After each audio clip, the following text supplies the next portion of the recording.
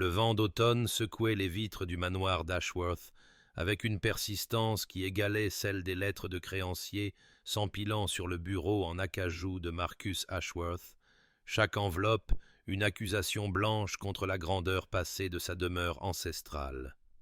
La pluie striait le verre comme des larmes que la maison elle-même aurait pu verser, si la pierre et le mortier pouvaient pleurer leur propre déclin, et Marcus était assis dans son bureau, entouré des yeux vigilants de ses ancêtres, leurs visages peints le contemplant depuis des portraits dont les cadres dorés étaient ternis depuis longtemps. Le feu dans l'âtre luttait contre le courant d'air qui s'infiltrait par les fissures du plafond en plâtre, projetant des ombres qui dansaient sur les factures impayées et les derniers avis, sur les lettres de mise en demeure estampillées de sceaux qui semblaient brûler sa rétine même lorsqu'il fermait les yeux. Il était le dernier des Ashworth, le gardien final d'un héritage qui remontait à 3 siècles, et ce poids pesait sur ses épaules avec une telle force qu'il pouvait parfois à peine respirer sous sa charge. Son grand-père le fixait depuis le dessus de la cheminée, sévère et inflexible dans son apparat militaire, un homme qui avait commandé le respect et la fortune à parts égales, qui n'avait jamais connu la honte particulière de voir les créanciers tourner comme des charognards au-dessus du cadavre de la fierté familiale. Marcus souleva une autre enveloppe, sachant avant même de l'ouvrir quel mot l'attendait à l'intérieur. Quelle menace polie enrobée dans un langage formel exigerait un paiement qu'il ne pouvait fournir. Le domaine s'effritait, non pas dans l'effondrement spectaculaire d'un tremblement de terre ou d'un incendie, mais dans la lente dissolution de la négligence et de la pauvreté, des tuiles glissant du toit pour se briser dans la cour en contrebas, des murs suintant d'humidité qui laissaient des taches brunes comme une maladie qui se propage, des jardins retournés à l'état sauvage et broussailleux, là où sa mère se promenait autrefois parmi des roses soigneusement entretenues. Il se souvenait d'elle là, se souvenait de son rire, se souvenait du temps où cette maison semblait vivante plutôt que d'être un mausolée à la gloire de jours meilleurs, et ce souvenir était un couteau qui se tordait dans sa poitrine. Dehors, les chênes qui bordaient l'allée se balançaient dans la tempête d'octobre, leurs feuilles arrachées et dispersées, et Marcus pensa avec une ironie amère que, au moins, aurait de nouvelles feuilles au printemps, tandis que la fortune des Ashworth n'attendait aucune saison de renouveau. Demain, son notaire arriverait avec ce que l'homme avait appelé, dans sa lettre prudente, une proposition qui pourrait vous intéresser.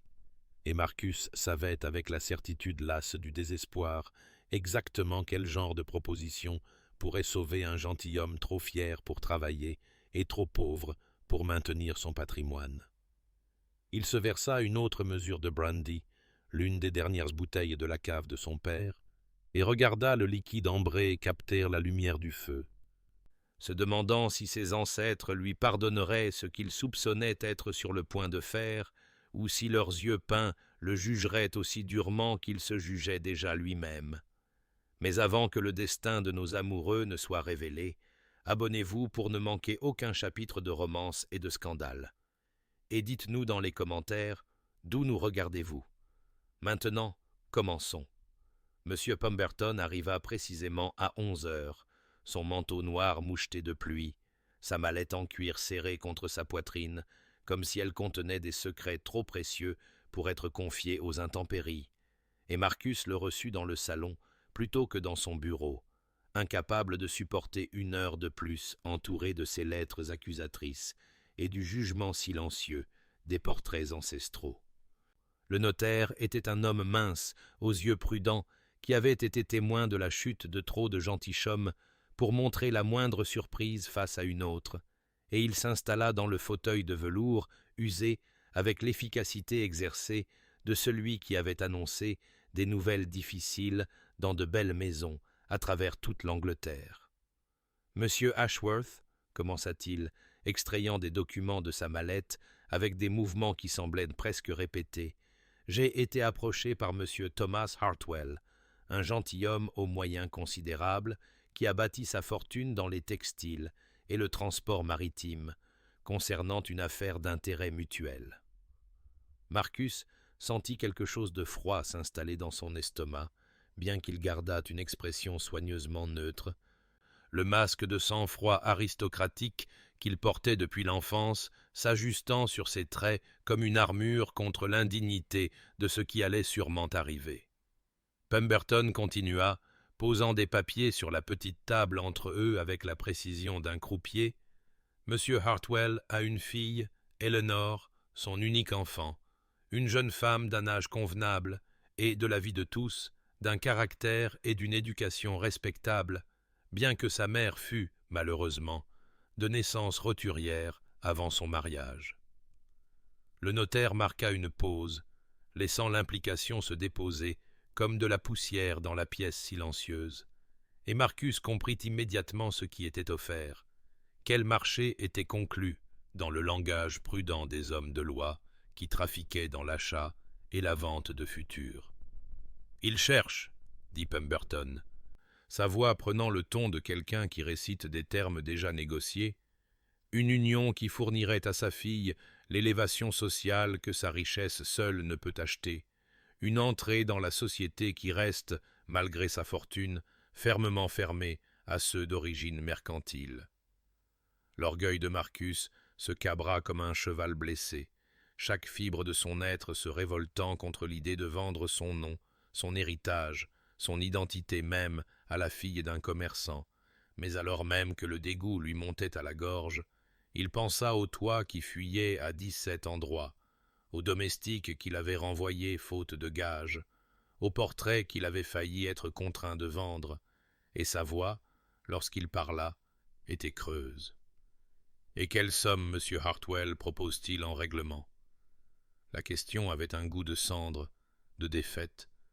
de reddition finale de tout ce que sa famille avait autrefois représenté, mais Pemberton nomma un chiffre qui coupa le souffle de Marcus malgré lui, une dot si substantielle qu'elle ne sauverait pas seulement le domaine, mais le restaurerait, paierait chaque dette, et laisserait assez pour assurer l'avenir que ses ancêtres avaient construit et qu'il avait failli détruire. Ils discutèrent des termes dans la lumière grise de l'après-midi, la voix du notaire un bourdonnement constant de légalité et de disposition, de contrats de mariage et d'arrangements financiers. Et Marcus s'entendit accepter, s'entendit consentir à rencontrer la jeune fille, s'entendit devenir complice de sa propre réduction à une marchandise, un titre à vendre au plus offrant. Lorsque Pemberton partit enfin, sa mallette allégée d'un accord signé, Marcus resta seul dans le salon et se dit que ce n'était qu'une transaction commerciale, rien de plus qu'une solution pratique à une situation impossible, que les gentilshommes s'étaient mariés par intérêt tout au long de l'histoire, qu'ils n'avaient rien à ressentir, rien à devoir au-delà des simples civilités requises par la loi et les coutumes sociales. Pourtant, alors qu'il fixait le feu mourant, il ne pouvait pas tout à fait faire taire la petite voix qui murmurait la honte, ne pouvait pas tout à fait se convaincre que les yeux peints de son grand-père ne brûleraient pas de mépris s'ils pouvaient voir ce que leur descendant était devenu, un homme si désespéré qu'il se lierait à une étrangère pour de l'or, qu'il échangerait ce qui restait de son honneur pour la préservation de murs et de terres qui ne seraient peut-être, en fin de compte, rien de plus qu'un tombeau élaboré pour un orgueil déjà mort. L'hôtel particulier des Hartwell se dressait dans une rue de Belgravia où l'argent neuf avait bâti des monuments à sa propre ambition, tout en pierre blanche et en ferronnerie dorée qui rutilaient avec l'éclat agressif de l'acquisition récente. Et Marcus arriva par un après-midi gris de novembre, son orgueil enroulé autour de lui comme une armure contre le dégoût qui bouillonnait dans son estomac. Un domestique en livrée trop élaboré pour être de bon goût le conduisit à travers des couloirs ornés de peintures dont les cadres coûtaient plus que leur mérite artistique ne le justifiait, devant des meubles qui parlaient de dépenses plutôt que d'élégance, tout proclamant la richesse avec le raffinement subtil d'un marchand de marché criant ses marchandises. Et Marcus sentit ses sensibilités aristocratiques reculer, alors même qu'il se rappelait que cette vulgarité achetait son salut. M. Hartwell le reçut dans un salon tapissé de soie cramoisie, un homme Rubicon dont la poignée de main était trop ferme et dont le sourire révélait l'anxiété sous sa confiance bourrue. Et à côté de lui se tenait une jeune femme dans une robe d'un gris modeste qui semblait presque pénitente au milieu de l'ostentation de la pièce. Eleanor Hartwell n'était pas belle, nota Marcus avec l'évaluation froide d'un homme achetant du bétail, ses traits trop indéfinis pour être frappants, sa silhouette quelconque dans sa minceur, ses cheveux bruns simplement coiffés dans un style qui suggérait soit un manque de vanité, soit un manque d'imagination, et lorsqu'elle fit la révérence, ses yeux restèrent fixés sur le tapis, comme si elle craignait le jugement qu'elle pourrait voir sur son visage. Il s'inclina avec la précision mécanique de la bonne éducation, murmura les plaisanteries attendues, et regarda son père la pousser en avant comme un marchand exposant sa marchandise, vit comment ses mains tremblaient légèrement alors qu'elle désignait un fauteuil, comment sa voix, lorsqu'elle offrit du thé, était à peine plus qu'un murmure. Ils s'assirent dans cette pièce cramoisie, tandis que son père dominait la conversation en parlant de ses usines, de ses navires et de ses plans d'expansion. Et Marcus répondit avec le minimum de civilité requis, son attention dérivant sur les meubles criards, calculant la valeur qui l'entourait, ne voyant pas une personne, mais un registre d'actifs qui serait bientôt transféré à son nom. Eleanor prononça peut-être 3 phrases durant toute la visite, chacune soigneusement choisie et correctement formulée, son éducation évidente dans sa diction, même si son comportement suggérait une conscience écrasante de son inadéquation sociale, et Marcus se trouva agacé par sa timidité,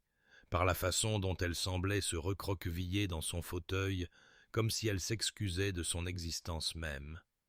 Pourtant, par 2 fois, il la surprit à l'observer, son regard s'éclipsant à l'instant où ses yeux se posaient sur elle,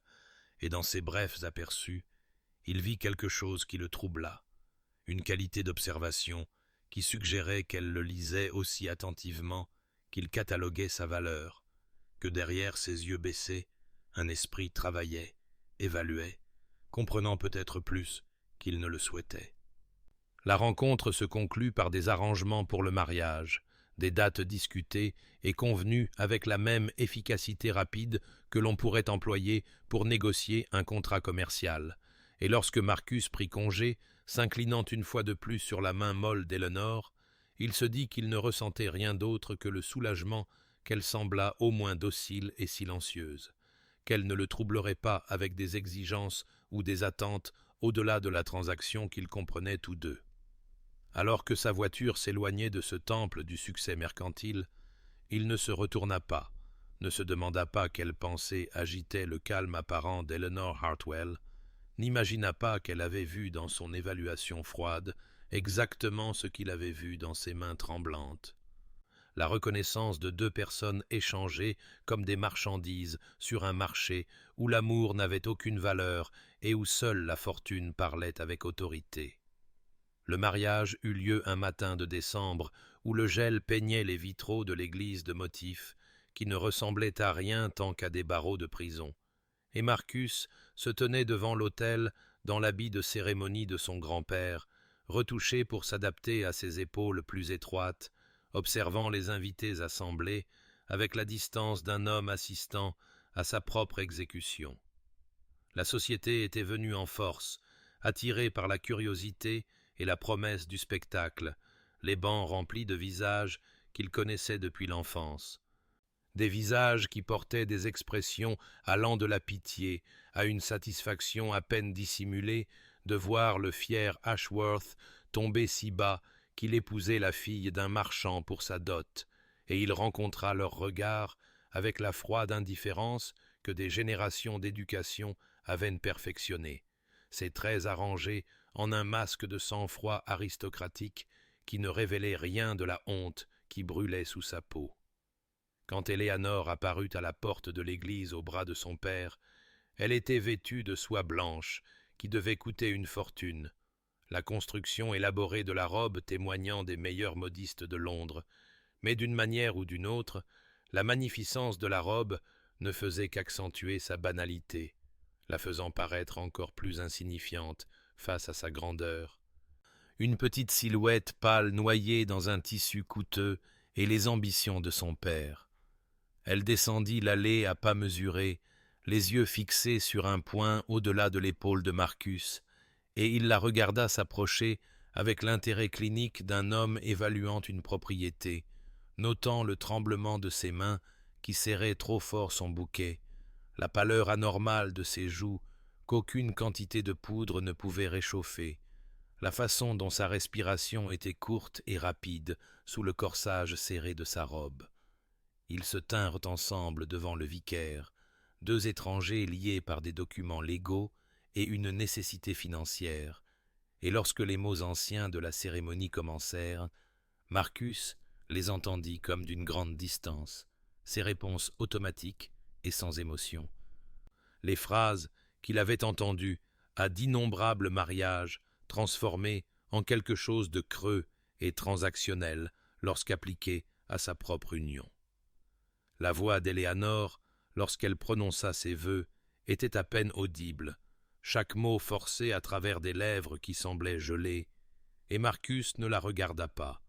garda son regard fixé sur le vitrail derrière la tête du vicaire, incapable ou peu disposé à rencontrer les yeux de la femme à qui il se liait pour le reste de ses jours. L'échange des alliances fut exécuté avec la précision mécanique de la signature de contrat, ses doigts froids et fermes, alors qu'il glissait l'anneau d'or sur sa main tremblante, et lorsque le vicaire les déclara mari et femme, Marcus ne ressentit rien d'autre qu'un lointain soulagement que la performance soit presque terminée, que bientôt il pourrait se retirer derrière les formalités du petit déjeuner de mariage, et ensuite s'échapper entièrement dans la solitude qu'il avait déjà déterminée caractériserait leur vie conjugale. La réception eut lieu à l'hôtel particulier des Hartwell, ce monument au succès mercantile, et Marcus se déplaça dans la foule avec une grâce exercée, acceptant les félicitations avec des mots qui ne signifiaient rien, regardant Éléanore assise, pâle et silencieuse, à côté de lui, à la table d'honneur, et autour d'eux, les chuchotements circulaient comme du poison, le jugement de la société livré en murmures derrière des éventails et des mains gantées, des spéculations sur le montant que le marchand avait payé pour l'élévation de sa fille, sur combien de temps le fier Ashworth tolérerait sa mariée achetée, si le mariage serait même consommé ou existerait simplement comme une fiction juridique pour transférer la richesse d'un registre à un autre. Lorsque l'interminable célébration se conclut enfin et que Marcus aida Éléanore à monter dans la voiture qui les emmènerait au domaine d'Ashworth, il s'assit aussi loin d'elle que l'espace confiné le permettait, et dans le silence de ce voyage, rompu seulement par le bruit des sabots des chevaux sur les routes gelées, aucun des deux ne parla, chacun perdu dans la contemplation privée du marché qu'ils avaient conclu, de la condamnation à perpétuité qu'ils avaient acceptée, et Marcus se dit qu'il ne ressentait rien d'autre que la satisfaction que la transaction soit achevée, que ses dettes seraient bientôt réglées, qu'il n'aurait plus jamais à affronter l'humiliation des créanciers à sa porte. Bien que quelque part sous l'architecture soignée de son auto-illusion, une petite voix murmurait des opportunités perdues, des ponts brûlés, d'une femme à côté de lui qui méritait mieux que sa froide indifférence et qui ne recevrait rien de plus pour toutes les années qui s'étendaient devant eux comme une route d'hiver sans fin. Le domaine apparut à travers la fenêtre de la voiture alors que le soir tombait, sa façade de pierre s'élevant du paysage hivernal comme un monument à une gloire passée, le manoir lui-même possédant encore la beauté austère de ses lignes géorgiennes, malgré la décrépitude évidente qui se voyait dans la maçonnerie effritée, et les fenêtres où les vitres cassées avaient été réparées de manière maladroite, et Éléanore pressa sa main gantée contre le verre froid, étudiant sa nouvelle maison avec une expression que Marcus ne pouvait pas lire et n'essaya pas d'interpréter. Il n'avait rien dit pendant la dernière heure de leur voyage, son silence un mur entre eux aussi solide que n'importe quel mur de briques et de mortier. Et lorsque la voiture s'arrêta devant l'entrée, où une poignée de domestiques attendait dans l'obscurité grandissante, il descendit sans offrir sa main pour l'aider, la laissant naviguer seule les marches pendant qu'il se dirigeait d'un pas rapide pour donner des instructions sèches à la gouvernante, une femme sévère, nommée Madame Blackwood, dont le visage ridé n'enregistra aucune émotion à la vue de sa nouvelle maîtresse. Eleanor le suivit dans le grand hall où les portraits de ses ancêtres contemplaient, depuis les murs noircis par la fumée, leurs yeux peints semblant juger cette fille de marchand qui osait entrer dans leur domaine, et elle se tint là, petite et perdue dans sa robe de voyage, pendant que Marcus parlait avec une efficacité froide des arrangements domestiques, ces mots établissant l'architecture de leur séparation avec la précision d'un avocat rédigeant les termes d'un emprisonnement. « Vos appartements sont dans l'aile est, dit-il, sans la regarder directement, désignant un couloir qui s'éloignait du hall. Madame Blackwood vous montrera le chemin et vous expliquera les routines de la maison. Mes propres quartiers sont dans l'aile ouest, et j'espère que nous respecterons chacun l'intimité de l'autre. Les repas peuvent être pris séparément, à moins que les circonstances n'exigent notre présence commune. Et si vous avez besoin de quoi que ce soit, vous pouvez communiquer vos exigences par l'intermédiaire de la gouvernante. » Éléanore écouta cette récitation de limites, les mains jointes devant elle, son visage pâle à la lumière de la lampe, et quand il eut fini, elle dit seulement « Merci », sa voix ferme malgré le tremblement que Marcus crut déceler sous la surface. Puis elle se tourna pour suivre Madame Blackwood dans le large escalier, ses pas prudents et mesurés, son dos droit avec une dignité qui était soit du courage, soit de la fierté, soit peut-être simplement l'engourdissement de quelqu'un qui ne s'attendait à rien de mieux que cette froide réception. Marcus la regarda monter jusqu'à ce qu'elle disparaisse au détour du palier, puis se retira dans son bureau où il se versa un brandy et se tint devant le feu, se disant qu'il ne ressentait que du soulagement que les nécessités embarrassantes de la journée soient terminées, qu'elles semblaient assez sensées pour comprendre les termes de leur arrangement, que bientôt son argent commencerait le travail de restauration et qu'il pourrait retourner à l'existence solitaire qu'il préférait, bien que quelque chose dans son acceptation silencieuse le troublait d'une manière qu'il refusait d'examiner. Dans l'aile est, Éléanore se déplaçait dans des pièces qui sentaient le renfermé et le camphre, touchant les meubles qui avaient été hâtivement découverts pour son arrivée, de belles pièces usées par le temps et la négligence, passant ses doigts sur les rebords de fenêtres où la poussière s'accumulait encore malgré les préparatifs des domestiques, et lorsque Madame Blackwood la laissa enfin seule, elle traversa jusqu'à la fenêtre qui donnait sur les jardins, ou ce qui avait été autrefois des jardins, maintenant envahis par la végétation et sauvages dans l'obscurité hivernale, des branches nues enchevêtrées contre le ciel comme des bras suppliants. Elle resta là longtemps, son reflet fantomatique dans la vitre, étudiant les ombres de ce lieu qui serait sa prison ou sa maison selon des choix non encore faits, et en regardant la beauté abandonnée de ces terres qui parlaient de soins autrefois donnés puis retirés, elle commença à comprendre quelque chose de l'homme qui l'avait épousée avec une telle froide nécessité, la profondeur de l'isolement qui devait avoir précédé sa chute, la fierté qui le maintenait enfermé derrière des murs, alors même que ces murs s'effritaient autour de lui. Et au lieu de la colère ou du désespoir qu'elle aurait pu ressentir, Éléanore éprouva un étrange sentiment de détermination s'installer en elle, comme si dans cette grandeur passée, elle avait trouvé quelque chose qui l'appelait d'une manière que l'hôtel particulier criard de son père n'avait jamais fait, quelque chose qui valait la peine d'être préservé, d'être ramené à la vie, qui valait la patience que cet étrange mariage exigerait. Les semaines qui suivirent leur mariage établirent une routine d'évitement prudent, deux personnes partageant une maison, mais menant des existences si séparées qu'elles auraient pu être des étrangers occupant des bâtiments adjacents.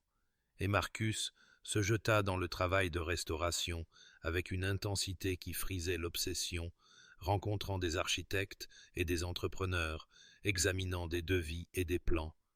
Regardant la dot d'Éléanore commencer le lent processus d'inversion de décennies de décrépitude, et il se disait que sa satisfaction venait purement de voir sa demeure ancestrale retrouver sa gloire d'antan, et non d'un quelconque désir de se prouver digne de la fortune qui avait acheté son nom. Éléanore, de son côté, se déplaçait dans le domaine comme un fantôme, silencieuse et discrète, passant ses matinées dans la bibliothèque où elle avait découvert des étagères de livres que personne n'avait touchés depuis des années, des volumes couverts de poussière de philosophie, de poésie et d'histoire naturelle qu'elle lisait avec un plaisir évident, sa fine silhouette recroquevillée sur le siège de fenêtre, la lumière de l'après-midi tombant sur les pages, et dans les heures suivant le déjeuner, elle parcourait les terres quel que soit le temps,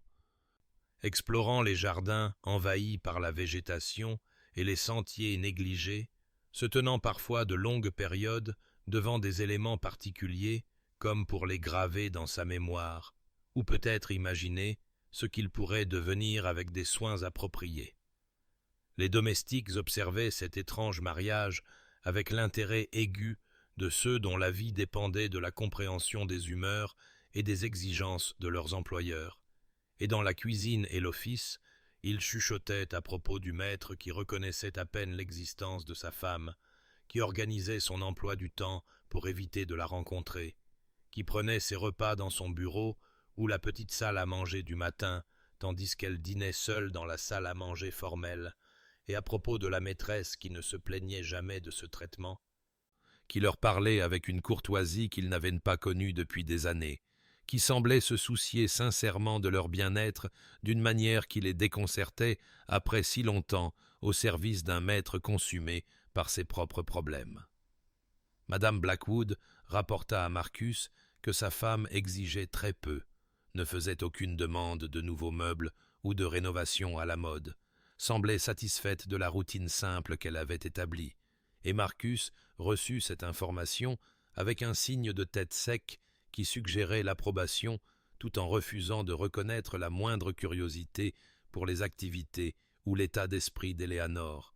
Et lorsque la gouvernante mentionna que la nouvelle Madame Ashworth s'était renseignée sur l'histoire du domaine et semblait particulièrement intéressée à entendre des histoires sur sa mère,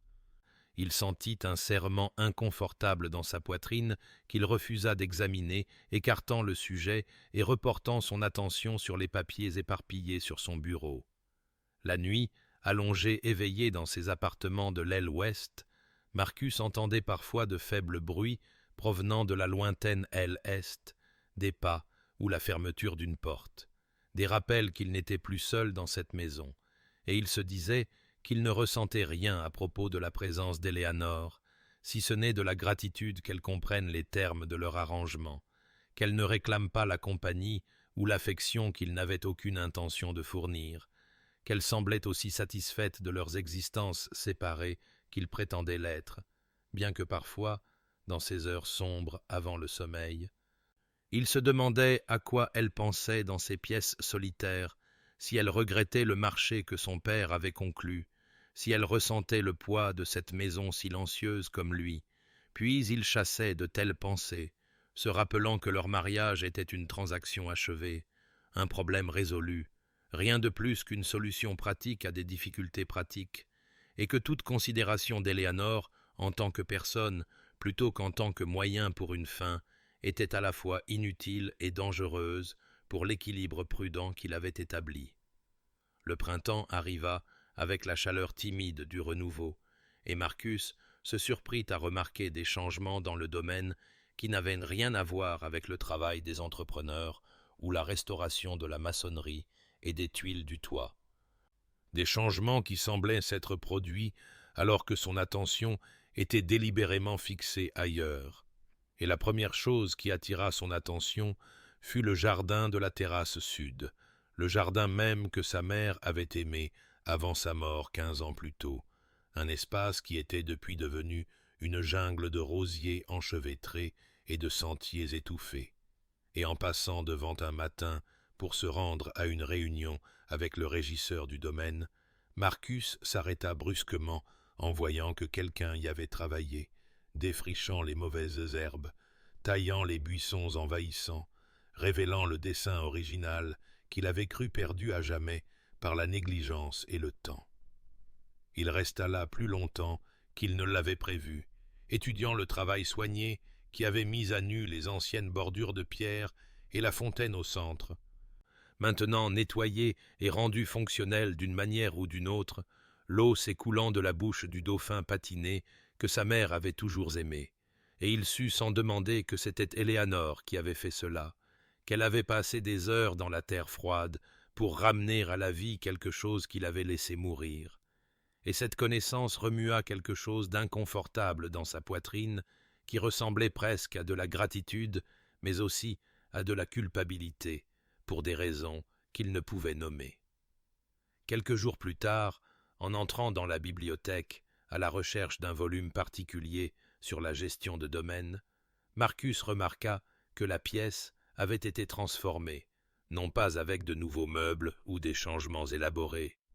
mais avec une réorganisation si réfléchie et intelligente qu'il resta stupéfait de l'amélioration, les livres auparavant dispersés sans système étant maintenant classés par sujet et par auteur, les volumes endommagés mis de côté pour réparation, un coin lecture confortable aménagé près de la meilleure lumière, et lorsqu'il trouva le livre qu'il cherchait, il découvrit qu'Éléanore avait créé un catalogue, écrit de sa main nette et précise,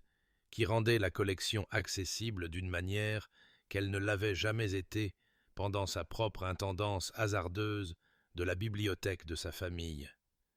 Il se surprit à passer ses doigts sur son écriture, notant l'intelligence de ses choix d'organisation, la façon dont elle avait regroupé la philosophie avec des textes connexes, créé des renvois pour les volumes qui touchaient à plusieurs sujets. Et il réalisa soudain qu'elle devait avoir passé des semaines sur cette tâche, travaillant en silence pendant qu'il l'évitait, mettant de l'ordre dans le chaos sans jamais chercher de reconnaissance ou de remerciement. Les domestiques aussi semblaient différents, leur manière moins pressée et craintive qu'avant l'arrivée d'Éléanore, et Marcus entendit Madame Blackwood parler avec une chaleur inhabituelle de la nouvelle maîtresse qui s'enquérait de la santé de la sœur de la gouvernante à Manchester, qui avait fait en sorte que le vieux jardinier reçoive des soins médicaux appropriés pour ses rhumatismes, qui se souvenait des noms de tout le personnel et leur parlait comme s'ils étaient des personnes plutôt que de simples serviteurs, et en entendant cela, Marcus eut honte de sa propre longue négligence envers ceux qui avaient servi sa famille fidèlement pendant des années de déclin. Mais ce fut la musique qui finit par percer les murs qu'il avait construits autour de lui, le piano dans le salon de musique qui était resté silencieux depuis la mort de sa mère, et un soir, alors qu'il passait devant cette porte fermée, il entendit la mélodie la plus douloureusement belle, jouée avec une habileté et une sensibilité qui le clouèrent sur place, et il se tint dans le couloir obscurci à écouter Éléanore jouer, sachant qu'elle se croyait seule et inentendue, et la musique qu'elle créait était si pleine d'une beauté mélancolique que Marcus sentit quelque chose se briser en lui. Une chambre scellée d'émotions qu'il avait verrouillée lorsqu'il avait décidé que ressentir quoi que ce soit était trop dangereux dans une vie définie par le devoir et la survie. Il retourna, nuit après nuit, se tenir devant cette porte, attiré par les mélodies envoûtantes qu'elle tirait de l'instrument que sa mère avait aimé, et parfois il se retrouvait appuyé contre le mur, les yeux fermés, laissant la musique l'envahir, ressentant des choses pour lesquelles il n'avait pas de nom. Et une fois, quand Éléanore joua un morceau que sa mère avait souvent interprété, des larmes montèrent à ses yeux sans qu'il le veuille, et il dut se détourner, secoué par la force d'un chagrin qu'il pensait avoir maîtrisé il y a des années, et par autre chose aussi, une prise de conscience naissante que la femme qu'il avait épousée comme une transaction,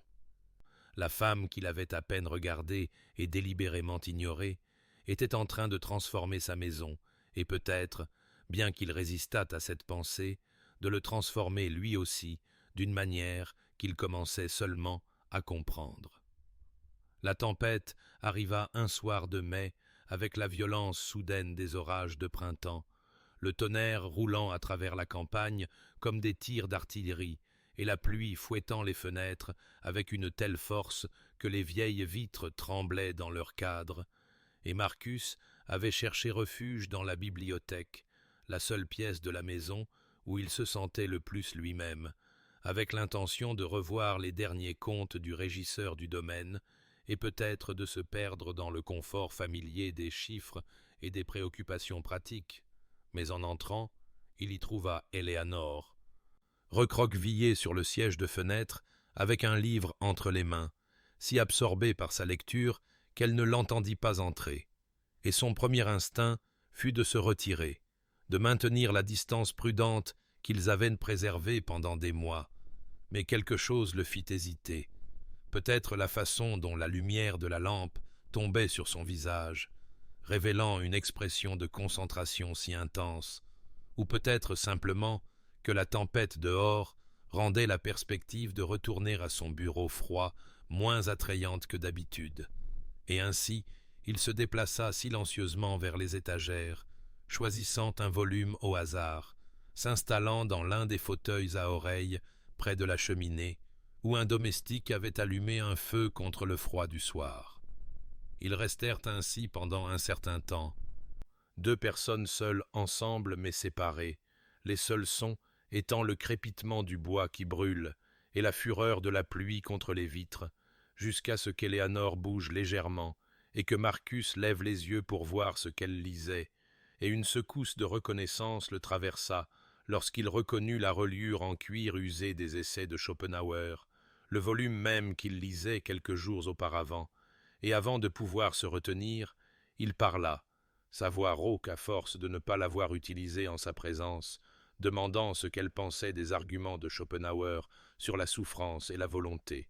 Et Éléanore leva des yeux surpris, clairement étonnée de ne pas être seule, une légère rougeur montant à ses joues, alors qu'elle considérait sa question avec un sérieux visible avant de répondre de sa voix calme et mesurée qu'elle trouvait le pessimisme du philosophe à la fois convaincant et troublant, que si elle comprenait son raisonnement sur la nature du désir et de l'insatisfaction, elle ne pouvait accepter pleinement sa conclusion que la vie était essentiellement souffrance, et Marcus se retrouva à se pencher en avant, captivé malgré lui, arguant que les observations de Schopenhauer sur la nature humaine étaient exactes même si ses conclusions étaient sombres, et Éléanore répondit avec un contre-argument qui montrait qu'elle n'avait pas simplement lu le texte, mais y avait réfléchi profondément, et soudain ils étaient au milieu d'une véritable conversation, les idées circulant entre eux avec une aisance qui étonna Marcus, qui avait supposé que la fille du marchand ne serait éduquée que dans les accomplissements superficiels jugés nécessaires pour une femme de sa classe. La discussion alla de la philosophie à la littérature, abordant des questions de libre arbitre et de responsabilité morale, la nature du bonheur et la possibilité de sens dans un univers indifférent, et Marcus découvrit qu'Éléanore possédait non seulement de l'intelligence mais aussi une originalité de pensée, qu'elle remettait en question ses hypothèses d'une manière qui le faisait reconsidérer des positions qu'il tenait depuis des années, et plus d'une fois, il se surprit à rire d'une observation particulièrement astucieuse qu'elle fit, le son étrange à ses propres oreilles après si longtemps, et il remarqua que lorsqu'elle s'animait pour défendre une idée, tout son visage se transformait, ses yeux brillants de passion, ses mains gesticulant pour souligner ses points, et il se demanda comment il avait pu un jour la trouver banale, comment il l'avait regardée le jour de leur mariage et n'y avait vu qu'un moyen pour une fin. Les heures passèrent sans qu'il s'en aperçoive, la tempête poursuivant son assaut à l'extérieur, tandis qu'à l'intérieur, la bibliothèque devenait chaude et intime, remplie de l'énergie d'esprit se rencontrant en égaux, et lorsque finalement Éléanore jeta un coup d'œil vers la fenêtre et remarqua avec surprise qu'il s'était fait assez tard, Marcus ressentit une curieuse réticence à voir la soirée se terminer, cette communion inattendue qui avait émergé du hasard et du temps. Et alors qu'il se levait et se souhaitait une bonne nuit, avec une formalité qui semblait soudain absurde après l'intimité de leur conversation, Marcus se sentit troublé d'une manière qu'il ne pouvait nommer, comme si un mur soigneusement construit s'était fissuré,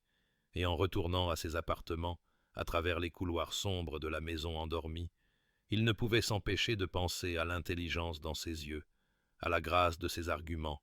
à la façon dont elle l'avait regardé, non pas avec la déférence qu'il attendait, mais avec un intérêt et un respect authentiques. Et il resta éveillé tard dans la nuit, fixant le plafond, sentant que quelque chose de fondamental avait changé entre eux, qu'une barrière avait été franchie, et la certitude qu'il avait maintenue sur la nature de leur arrangement, sur sa propre immunité à tout ce qui dépassait une coexistence polie, ne lui semblait plus aussi solide que ce matin-là, et cette prise de conscience n'apporta pas de réconfort, mais un étrange mélange d'anticipation et de peur qui tint le sommeil à distance, jusqu'à ce que la première lueur grise de l'aube se glisse à travers ses fenêtres. Les jours qui suivirent cette conversation confinée par la tempête dans la bibliothèque apportèrent un changement subtil mais indéniable dans les rythmes de la maison, et Marcus se surprit à faire des choix qu'il aurait considérés impensables quelques semaines auparavant, en commençant par la simple décision de prendre son petit déjeuner dans la salle du matin plutôt que dans son bureau, un changement qui signifiait rencontrer Éléanore au début de chaque journée. Et bien que leurs premiers matins partagés fussent marqués par des silences gênés et des plaisanteries trop formelles, peu à peu quelque chose de plus facile émergea entre eux, une camaraderie qui permettait un silence confortable ainsi que la conversation, et il découvrit qu'elle lisait le journal avec un réel intérêt,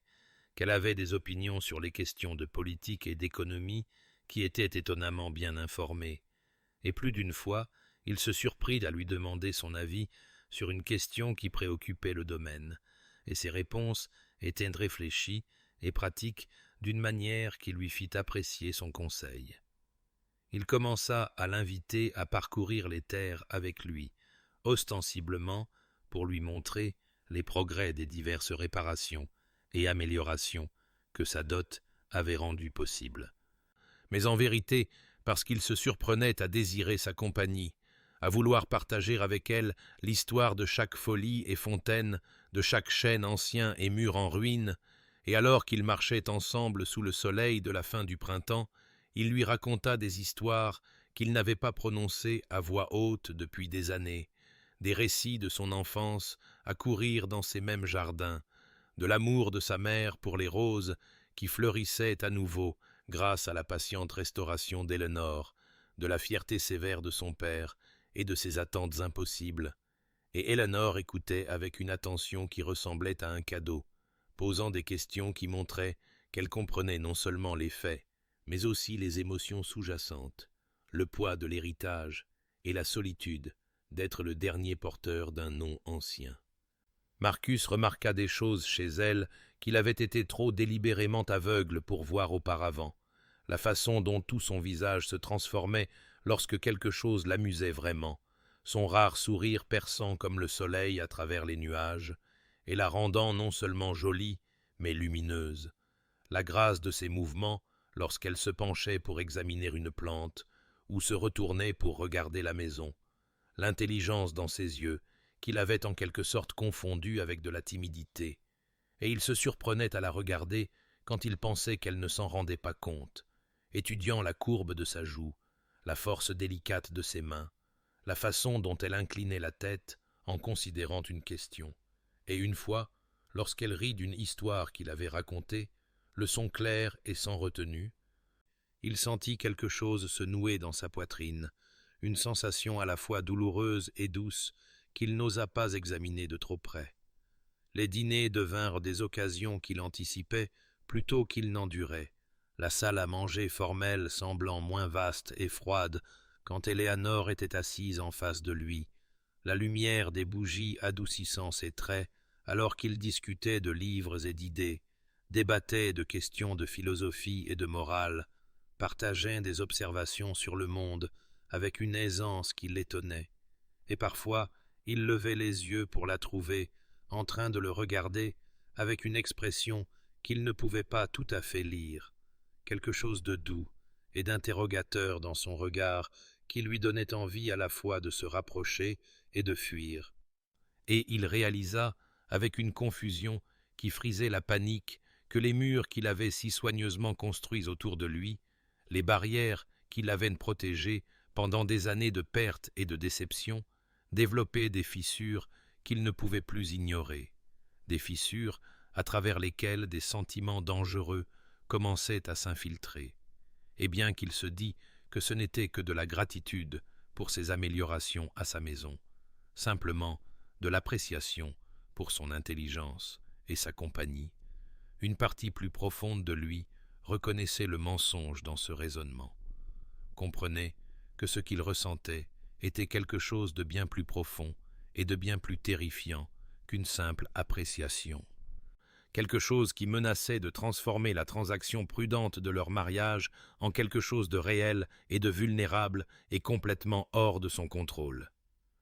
La découverte eut lieu un après-midi de juin, alors que Marcus examinait les comptes trimestriels dans son bureau, une tâche qui était devenue presque agréable maintenant que les registres montraient une amélioration constante plutôt que la sombre descente vers la ruine qu'il avait suivie pendant des années avant son mariage, et en examinant les registres détaillés que son régisseur de domaine avait préparés,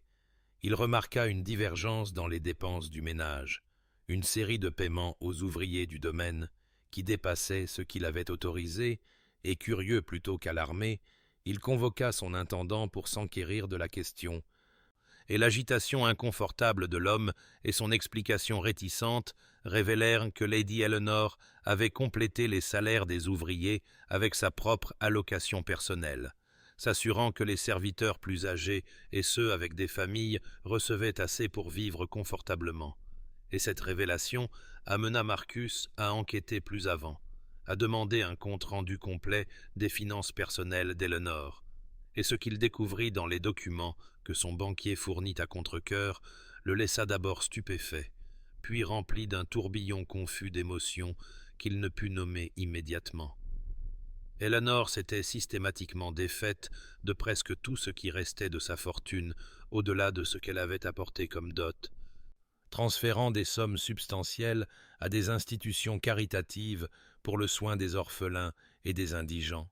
établissant des pensions pour les anciens employés de son père qui avaient été licenciés lorsque l'entreprise marchande fut vendue, finançant des écoles pour l'éducation des filles de la classe ouvrière, et ne gardant pour elle-même que la plus petite allocation, à peine suffisante pour entretenir la modeste garde-robe qu'elle portait et acheter un livre occasionnel. Et Marcus resta assis dans son bureau avec ses documents étalés devant lui, ses mains tremblant légèrement, alors qu'il essayait de comprendre ce qu'elle avait fait et pourquoi, et les questions le brûlaient avec une intensité qui exigeait des réponses immédiates, et il alla donc la trouver, ses pas rapides et durs contre les sols en marbre, et il la découvrit dans la salle du matin où elle était assise à écrire des lettres à la lumière de l'après-midi, et elle leva les yeux à son entrée avec un sourire qui vacilla en voyant son expression, les papiers qu'il tenait serrés dans sa main. Il lui demanda, sa voix tendue par une émotion qu'il ne pouvait contrôler,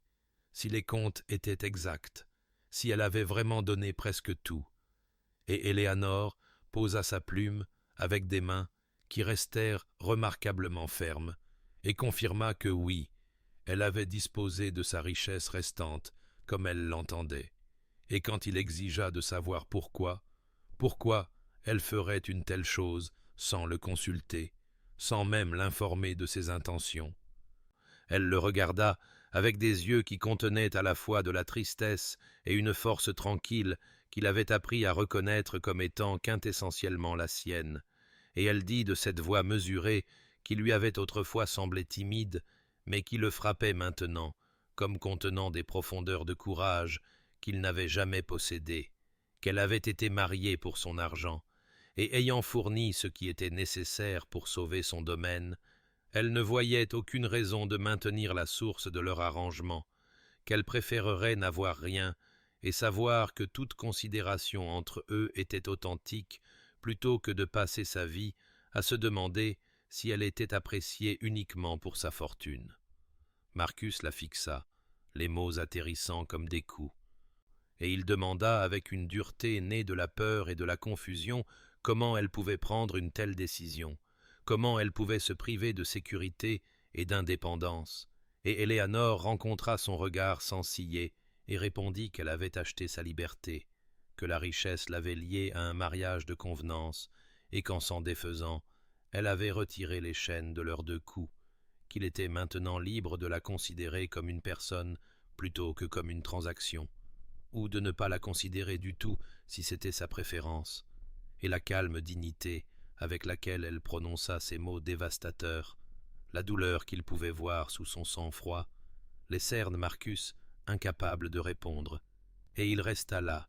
dans l'embrasure de la porte, avec la lumière de l'après-midi qui filtrait derrière lui, tenant la preuve de son acte extraordinaire, et il eut l'impression que le sol s'était dérobé sous ses pieds, que tout ce qu'il pensait comprendre de leur mariage, d'Éléanore elle-même, de sa propre distance émotionnelle soigneusement entretenue, avait été révélé comme une illusion, et cette prise de conscience était terrifiante dans ses implications, dans ce qu'elle exigeait qu'il examine sur son propre cœur, et il se tourna donc et partit sans un autre mot, incapable de faire face à ce que ses actions avaient mis à nu, le miroir qu'elle avait tendu à son âme lui montrant un reflet qu'il n'était pas encore prêt à affronter. Marcus retourna dans la salle du matin ce même soir, ses émotions ayant évolué au fil des heures de la confusion à la colère, un sentiment plus sûr que la vulnérabilité qui se cachait en dessous. Et il y trouva Éléanore, toujours là, debout près de la fenêtre, regardant les jardins qui étaient devenus son domaine, et quand elle se tourna à son entrée, son visage était composé mais pâle, et il exigea, avec une dureté qui masquait sa peur, comment elle avait pu faire cette chose, comment elle avait pu se dépouiller de sa sécurité et de son indépendance, sans un mot pour lui, sans considération pour la position dans laquelle cela le mettait. Et sa voix s'éleva tandis qu'il parlait, la colère coulant plus librement maintenant. « Vous avez fait de moi un cas de charité, » dit-il, les mots amers sur sa langue. « Vous m'avez réduit à un homme qui ne peut même pas subvenir aux besoins de sa propre maison sans les subventions secrètes de sa femme, qui vit de la bonté d'une femme qui s'est maintenant appauvrie pour son bénéfice. Comprenez-vous ce que cela fait de moi ?» Éléanore lui fit face sans ciller, bien qu'il pût voir le léger tremblement de ses mains qu'elle joignait devant elle, et elle dit de cette voix calme qui portait en quelque sorte plus de force que ses cris, « Je vous ai rendu libre. » Les mots le frappèrent comme un coup physique, arrêtant sa tirade en plein milieu, et elle continua avec une dignité qui fit honte à sa colère. « J'ai été mariée pour ma fortune, milord Ashworth. Nous connaissons tous deux cette vérité, aussi inconfortable soit-elle à dire à voix haute, et j'ai choisi de fournir ce qui était nécessaire pour sauver votre domaine, parce que c'était le marché que nous avions conclu.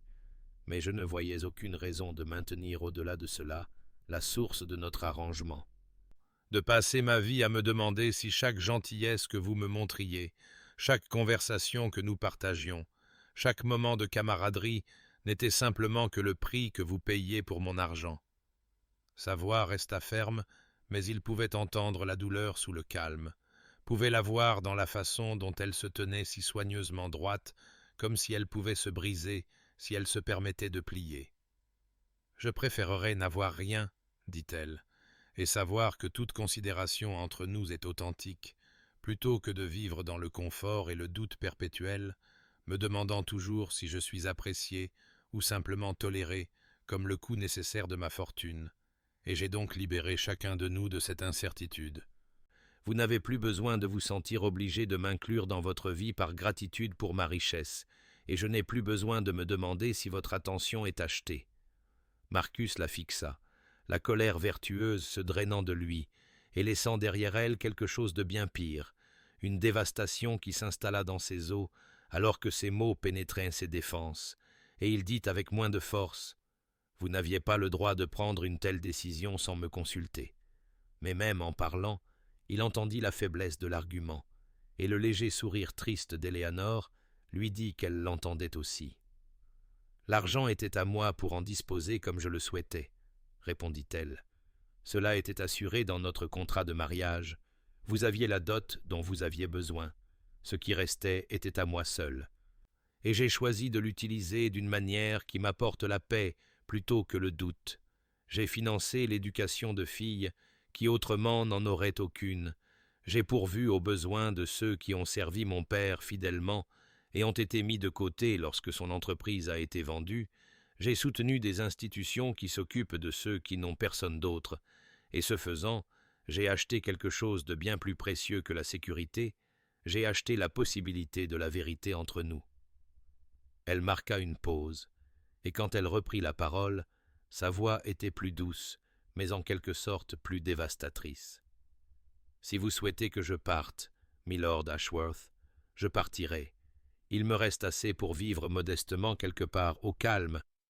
et vous aurez votre domaine restauré et votre liberté de chercher une femme qui vous apporte plus que moi, mais si je dois rester, que ce soit parce que vous le souhaitez, non pas parce que vous vous sentez lié par la gratitude ou l'obligation. » Marcus resta figé, incapable de formuler des mots, incapable de traiter l'énormité de ce qu'elle avait fait et de ce que cela révélait sur son propre cœur, sur les mensonges prudents qu'il s'était racontés,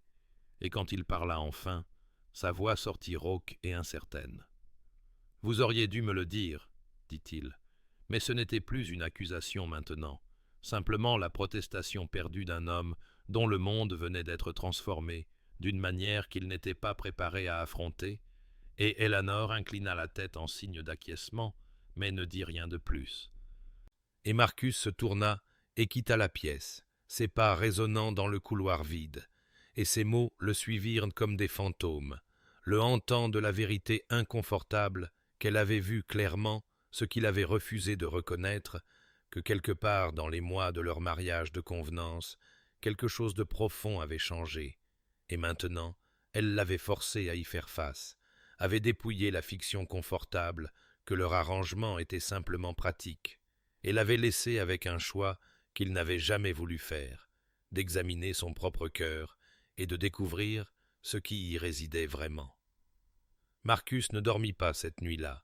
ne pouvait même pas supporter de rester dans son lit, mais arpentait plutôt son bureau, tandis que les heures rampaient vers l'aube. Et les mots d'Éléanore résonnaient dans son esprit avec une persistance implacable, dépouillant les mensonges confortables qu'il avait construits autour de son cœur, et il se surprit à revoir chaque moment depuis leur jour de mariage avec une clarté douloureuse dans son honnêteté, voyant maintenant ce qu'il avait refusé de reconnaître dans le maintien prudent de sa distance émotionnelle. Il se souvint du jardin, comment dans ses premières semaines il avait remarqué que les parterres négligés étaient restaurés et n'y avait pensé que comme une irritation passagère qu'elle changea les choses sans le consulter. Mais maintenant, il se rappelait avoir observé, depuis la fenêtre de son bureau, Éléanore agenouillée dans la terre de ses propres mains, de la saleté sous ses ongles et un air de contentement tranquille sur son visage, alors qu'elle plantait les roses que sa mère avait aimées, des fleurs dont elle n'aurait pu connaître la signification que si elle avait demandé aux domestiques, si elle s'était suffisamment souciée d'apprendre ce qui lui apporterait une petite mesure de réconfort, même quand il reconnaissait à peine son existence. Il se souvint de la bibliothèque, comment il avait été surpris de la trouver réorganisée, mais avait simplement accepté l'amélioration sans considérer les heures de travail que cela avait dû exiger, l'intelligence et le soin évident dans le nouveau système qui rendait en quelque sorte chaque volume plus accessible tout en honorant l'histoire de la collection. et il pensa maintenant à la trouver là tant de soirs, recroquevillée dans un fauteuil avec un livre, et comment il avait commencé à chercher ces mêmes livres par la suite, lisant des passages qu'elle avait marqués d'annotations au crayon soigné, qui révélaient un esprit d'une profondeur et d'une sensibilité remarquables. Il se souvint de la musique, ces mélodies envoûtantes qui avaient commencé à remplir les couloirs vides le soir, comment il s'était tenu à l'extérieur du salon de musique, à l'écouter jouer, avec une habileté qui témoignait d'années de pratique dévouée, et comment les morceaux qu'elle choisissait étaient toujours mélancoliques et beaux, et comment il s'était retrouvé attiré par cette porte nuit après nuit, debout dans l'ombre, à écouter sa solitude se déverser dans les touches, et il n'avait jamais une seule fois reconnu son don, ne l'avait jamais remercié d'avoir ramené la beauté dans une maison qui était silencieuse depuis si longtemps. Il se souvint des domestiques, comment leur comportement avait changé dans les mois qui avaient suivi l'arrivée d'Eleanor, comment ils souriaient plus facilement et accomplissaient leurs tâches avec un but renouvelé, et il l'avait attribué à l'amélioration des finances, à la sécurité des salaires réguliers, maintenant que le domaine était de nouveau solvable. Mais il comprenait maintenant que c'était la gentillesse d'Eleanor qui les avait transformés, son intérêt sincère pour leur vie et leur bien-être, sa dignité tranquille qui commandait le respect sans l'exiger, et il pensa à elle, complétant leur salaire avec sa propre petite allocation, et sentit la honte le brûler face à sa colère antérieure. Il se souvint de leur conversation, ces soirées de plus en plus fréquentes où ils avaient dîné ensemble et parlé de philosophie, de littérature et de la gestion du domaine, comment elle avait écouté ses opinions avec un intérêt sincère et offert ses propres pensées avec une réserve qui avait semblé charmante, mais qu'il reconnaissait maintenant comme la prudente autoprotection de quelqu'un qui s'attendait à être rejeté, et comment, malgré cette prudence, elle avait défié ses hypothèses avec des arguments si bien raisonnés qu'il s'était retrouvé à changer d'avis sur des questions qu'il considérait comme réglées, et comment ses joutes intellectuelles étaient devenues le point culminant de ses journées, bien qu'il ne l'eût jamais admis, même à lui-même. Il se souvint de son sourire, si rare dans ses premiers mois et devenant progressivement plus fréquent, et comment il transformait son visage d'une manière qui lui coupait le souffle, et comment il avait commencé à chercher des moyens de mériter ce sourire, de petits actes de considération qu'il se disait n'être que de la courtoisie, mais qu'il reconnaissait maintenant comme la cour inconsciente d'un homme tombant amoureux, malgré sa détermination à ne rien ressentir du tout. Et avec cette pensée, ce mot qu'il ne s'était pas permis de penser, Marcus arrêta de faire les 100 pas et resta figé au centre de son bureau, alors que la vérité s'abattit sur lui avec une force dévastatrice. Il aimait Eleanor, non pas sa fortune, mais la femme elle-même, la force tranquille et les profondeurs cachées, la gentillesse, l'intelligence et le courage qui avaient été là depuis le début, attendant qu'il ait la sagesse de les voir, et il était tombé amoureux d'elle si progressivement, à travers tant de petits moments accumulés sur des mois, qu'il n'avait pas reconnu la transformation de son propre cœur jusqu'à ce qu'elle le force à le regarder directement. Il aimait la femme qu'il avait à peine regardée le jour de leur mariage, qu'il avait épousée pour de l'argent et traitée avec une politesse froide, et maintenant elle les avait libérés tous les deux de l'obligation financière qui les liait et lui offrait un choix qu'il n'avait jamais pensé vouloir, l'aimer vraiment ou la laisser partir. Et cette prise de conscience le laissa seul dans son bureau, alors que la pâle lumière de l'aube commençait à filtrer à travers les fenêtres. Comprenant enfin que la fortune qu'il avait cherché à sauver pour son domaine ne signifiait rien comparé au trésor qu'il avait trouvé sans le reconnaître, et la peur écrasante d'avoir découvert cette vérité trop tard, que sa froideur et son orgueil avaient détruit toute possibilité qu'elle retourne ses sentiments, s'installa dans ses os avec un poids qui rendait son désespoir financier antérieur trivial en comparaison. Le matin, vint avec une lumière pâle et timide, qui semblait refléter l'état fragile de Marcus, et il se sentit attiré hors de son bureau, non pas pour chercher le repos, mais pour parcourir les terres qu'Éléanore avait transformées, ayant besoin de voir avec des yeux nouvellement ouverts ce qu'elle avait créé pendant les mois de leur étrange mariage. Et alors qu'il entrait dans le jardin, l'air d'automne portait le parfum des dernières roses, des fleurs qui n'auraient pas existé sans ses soins patients, et il se souvint maintenant, avec une clarté perçante de la première fois où il l'avait vue agenouillée dans cette même terre, comment il l'avait observée depuis sa fenêtre, avec une curiosité détachée, et peut-être une légère irritation, qu'elle modifia le jardin de sa mère sans permission, mais elle ne le modifiait pas. Il le comprenait maintenant, elle le restaurait, ramenant à la vie quelque chose de précieux qu'il avait laissé mourir par négligence et chagrin. Il marcha parmi les parterres soigneusement entretenus et vit non seulement des fleurs, mais des heures de labeur, les mains d'Éléanore travaillant la terre, sa détermination tranquille à lui rendre un morceau de son passé, même quand il ne lui donnait rien d'autre qu'une froide courtoisie en retour, et il toucha les pétales d'une rose que sa mère avait particulièrement aimée, une variété d'un cramoisi profond qu'Éléanore n'aurait pu savoir planter que si elle avait demandé au vieux jardinier qui s'en souvenait, si elle s'était suffisamment souciée d'apprendre l'histoire de ce lieu et de l'honorer. Et la tendresse de ce geste, la prévenance qu'il révélait, lui serra la gorge d'une émotion qu'il s'était interdite depuis si longtemps. Il continua de marcher, voyant les allées du jardin qu'elle avait défriché, le banc de pierre qu'elle avait restauré où sa mère avait l'habitude de s'asseoir les soirs d'été, et il pouvait imaginer Éléanore là, dans la lumière déclinante, pensant peut-être à sa propre famille perdue, à son propre déracinement, et trouvant un certain réconfort en créant de la beauté à partir de l'abandon. Et il réalisa qu'elle avait été si seule dans ses premiers mois, aussi seule que lui, mais sans même le froid réconfort de l'orgueil pour la soutenir, simplement la connaissance qu'elle n'était pas désirée, sauf pour la fortune qu'elle apportait.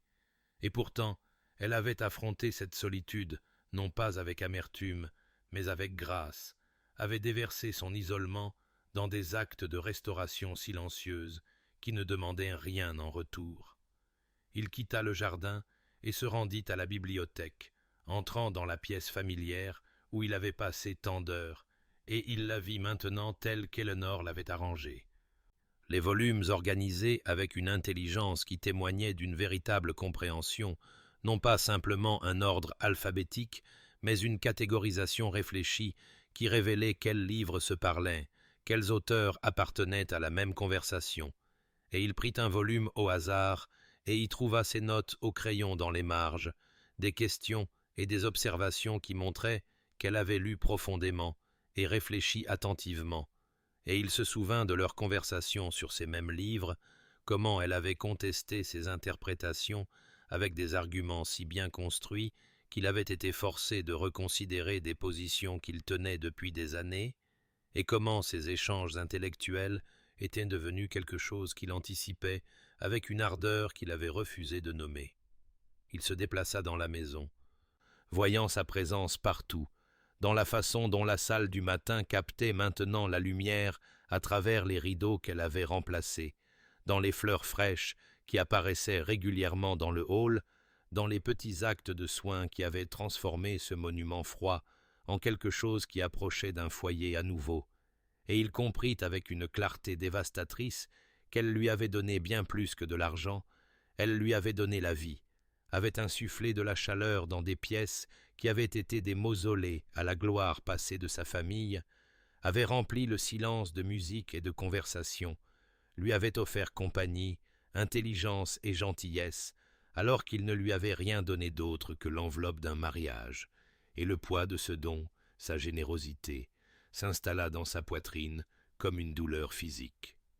Il retourna à son bureau et se tint devant le portrait de sa mère, voyant dans son visage peint une douceur qu'il avait oubliée, et il pensa qu'elle aurait aimé Éléanore, aurait reconnu en elle la force qui ne porte pas d'armure, le courage qui n'a besoin d'aucune proclamation bruyante, et il parla à voix haute au portrait, comme il ne l'avait pas fait depuis son enfance, disant « J'ai été un imbécile, mère. J'ai eu un trésor dans ma maison, et je l'ai appelé simple transaction. On m'a offert la grâce, et j'ai répondu avec froideur, et maintenant je crains d'avoir découvert mon cœur trop tard. » Et les yeux peints semblèrent le regarder avec une tristesse qui comprenait à la fois l'échec et la possibilité de la rédemption, et Marcus sut alors ce qu'il devait faire. Bien que l'acte le terrifiât plus que toute ruine financière ne l'avait jamais fait, car il devait prouver à Éléanore que son amour était réel, devait trouver un moyen de lui montrer que l'homme qui l'avait épousée pour de l'argent était devenu quelqu'un qui la choisirait par-dessus toute fortune. Et la question qui le hantait, alors que le matin se transformait en jour, était simplement celle-ci.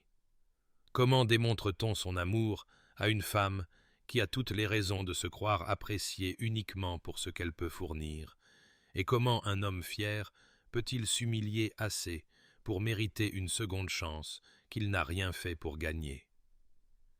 Marcus trouva Éléanore dans la salle du matin, la pâle lumière d'automne tombant sur son visage alors qu'elle était assise, les mains jointes sur ses genoux. Et il y avait en elle une immobilité qui parlait de décisions déjà prises, une résignation tranquille qui le remplit de panique. Et lorsqu'il entra, elle leva les yeux avec une méfiance, là où il y avait eu autrefois un espoir timide, et il comprit que sa colère de la veille avait causé des dommages qui ne pourraient être facilement réparés, avait confirmé pour elle ce qu'elle avait peut-être toujours soupçonné, qu'elle n'était appréciée que pour ce qu'elle pouvait fournir, et maintenant qu'elle avait retiré cette valeur, elle s'attendait à être rejetée. Il s'approcha d'un pas incertain, cet homme qui avait toujours évolué dans le monde avec une confiance aristocratique, et se retrouva à chercher des mots qui ne lui étaient jamais venus facilement, des mots de sentiment plutôt que de transaction,